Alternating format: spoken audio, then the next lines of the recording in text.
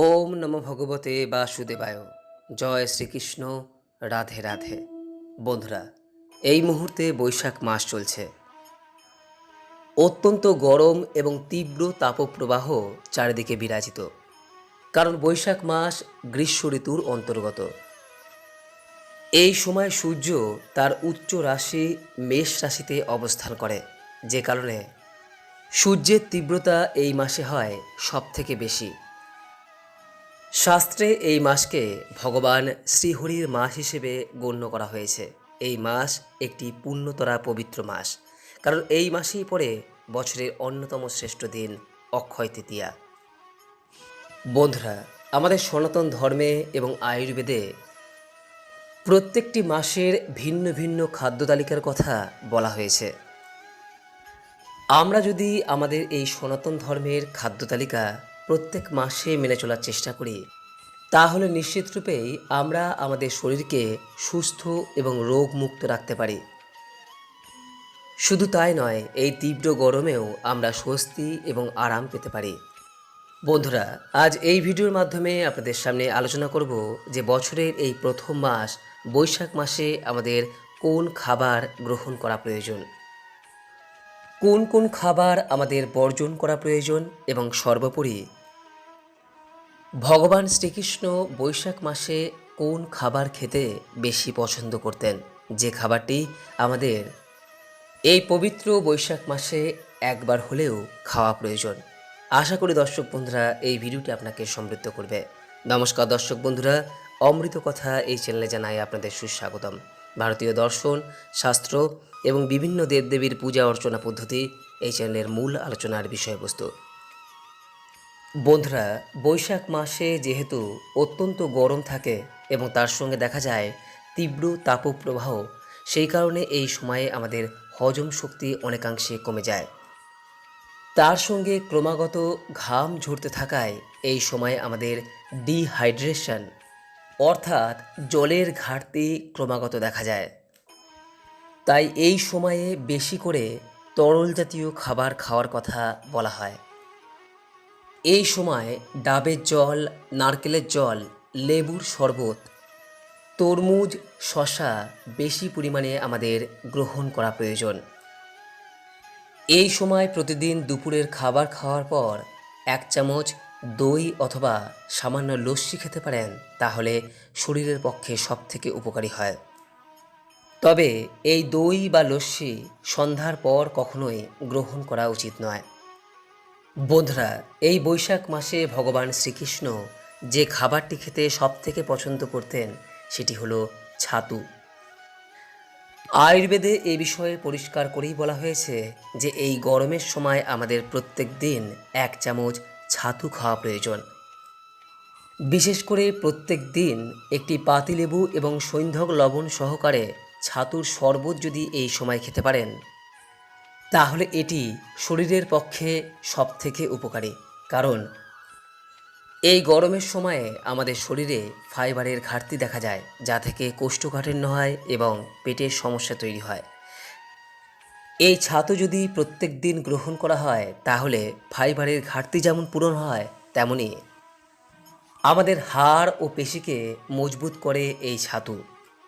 আর সবথেকে বড় বিষয়, এই ছাতু যদি গ্রহণ করা হয়, তাহলে এই গরমের সময় আমাদের শরীরকে শীতল রাখে। তাই বন্ধুরা, এই বৈশাখ মাসে প্রত্যেক দিন 1 চামচ হলেও ছাতু গ্রহণ করুন। পারলে সকালবেলায় খালি পেটে ছাতুর শরবত গ্রহণ করুন, দেখবেন অনেক উপকার পাবেন। তবে প্রথমেই বেশি মাত্রায় এই ছাতু ব্যবহার করবেন না। আপনি ছোলার ছাতু, যবের ছাতু, গমের ছাতু, ভুট্টার ছাতু, যে কোনো ছাতু খেতে পারেন। এই সমস্ত ছাতুর মিশ্রণ ছাতু অর্থাৎ যে মিক্সড ছাতু পাওয়া যায়, সেটিও আপনি গ্রহণ করতে পারেন।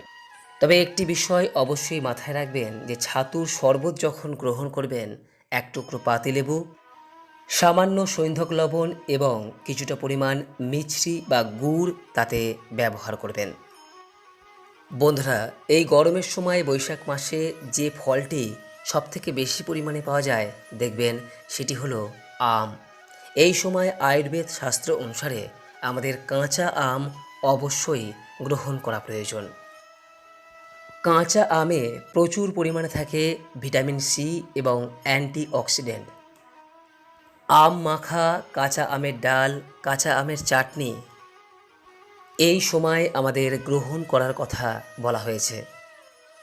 বৈশাখ মাসে আম খুব একটা পাকে না, তাই এই সময় কাঁচা আম গ্রহণের কথাই বলা হয়। বন্ধুরা, বৈশাখ মাসে যদি আমলকি ফলটি আপনি বাজারে পেয়ে থাকেন তাহলে কখনোই কিন্তু তা ছাড়বেন না। এই সময় কাঁচা আমলকি খাওয়া আমাদের শরীরের পক্ষে সবথেকে উত্তম, কারণ সমস্ত ফলের থেকে কাঁচা আমলকিতে সবথেকে বেশি পরিমাণ ভিটামিন সি থাকে। অন্যান্য সমস্ত ফল অপেক্ষা 20 গুণ ভিটামিন সি থাকে এই আমলকিতে। তাই এই সময় যদি আমলকি আপনি বাজারে পেয়ে থাকেন তাহলে সেটি অবশ্যই সপরিবারে প্রত্যেক দিনের খাবারে এক টুকরো হলেও গ্রহণ করার চেষ্টা করুন। বন্ধুরা, এই বৈশাখ মাসে যে শাক খাওয়ার কথা বলা হয় সেটি হলো ব্রাহ্মী শাক। হ্যাঁ বন্ধুরা, এই শাক যে শুধুমাত্র আমাদের স্মৃতিশক্তি বর্ধন করে তা নয়, এই সময়ে যদি আমরা এই শাক গ্রহণ করি তাহলে আমাদের দেহে রোগ প্রতিরোধ ক্ষমতা যেমন বৃদ্ধি করে, পাশাপাশি শরীরকে তরতাজা রাখতে সাহায্য করে। এই ব্রাহ্মী শাকে রয়েছে প্রচুর পরিমাণে অ্যান্টিঅক্সিডেন্ট, যা শরীরকে ডিটক্সিফাই করতে দারুণভাবে সহায়তা করে। যে সকল মানুষ ডায়াবেটিস, উচ্চ রক্তচাপ, বাতের ব্যথায় কষ্ট পাচ্ছেন তাদের জন্য এই শাক অত্যন্ত উপকারী।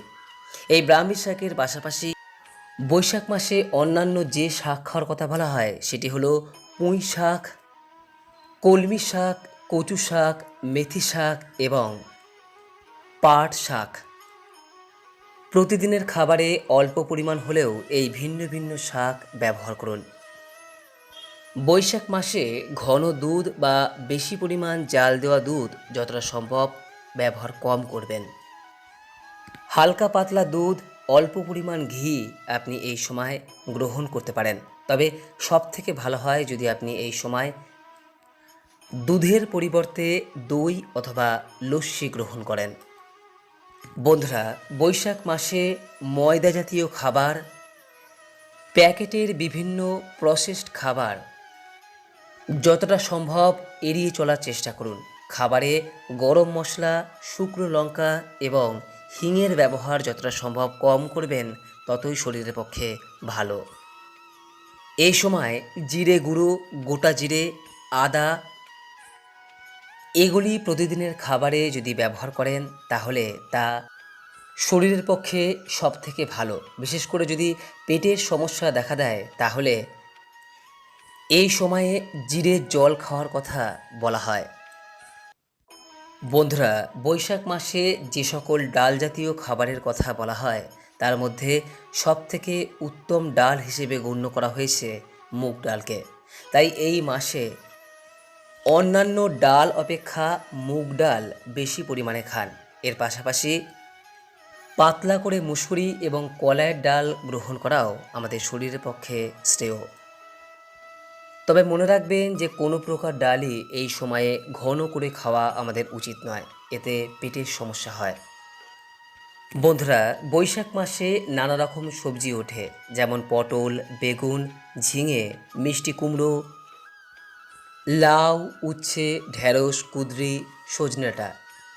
বৈশাখ মাসে আমরা যদি এই সকল মরশুমি সবজি বেশি পরিমাণে ব্যবহার করি তাহলে আমাদের শরীরে সমস্ত উপাদানের ভারসাম্য বজায় থাকে। তাই এই সবজিগুলি আমাদের প্রতিদিনের খাবারে থাকা প্রয়োজন। তবে মনে রাখবেন যে সপ্তাহে 2 দিনের বেশি কখনোই কিন্তু তেতো জাতীয় কোনো সবজি গ্রহণ করা উচিত নয়। যেমন ধরুন উচ্ছে, করলা, নিমপাতা এগুলি যদি আমরা বেশি পরিমাণ প্রত্যেক দিন ব্যবহার করি তাহলে এক্ষেত্রে আমাদের শরীরে উপকারের বদলে অপকারই বেশি হয়। বন্ধুরা, বৈশাখ মাসে যে সকল খাবারগুলির কথা বলা হলো এগুলি পারলে অবশ্যই গ্রহণ করুন, দেখবেন সুস্থ এবং নিরোগ থাকবেন।